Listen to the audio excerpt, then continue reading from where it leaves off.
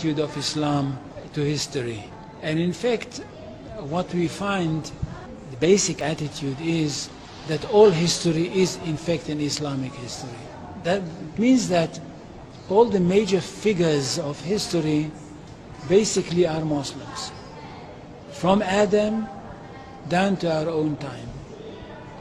So if the Jews or the Christians are demanding something and basing it on the fact that there was a king called Solomon, or a king called David, or a prophet called Moses, or Jesus, then of course what they are doing, they're saying something which is not true, or in fact they don't know that all these figures were basically Muslim figures.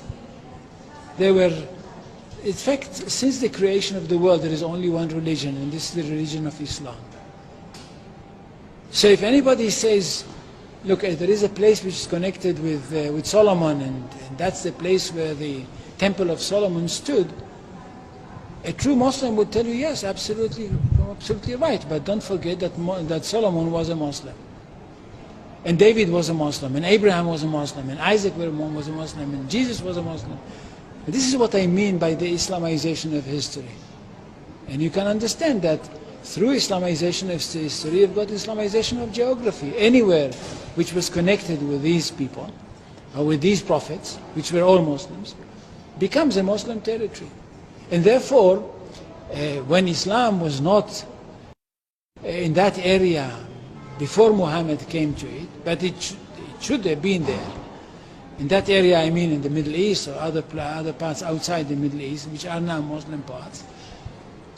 Any place like this had to be freed, not to be conquered, had to be liberated. So Islam appeared in history in the time of Muhammad, or reappeared in history from their point of view, reappeared in history as a liberator. And therefore there is no Islamic occupation. If somebody occupied anything, it would be always somebody else, not the Muslims. So there is no Islamic occupation, there is only Islamic liberation.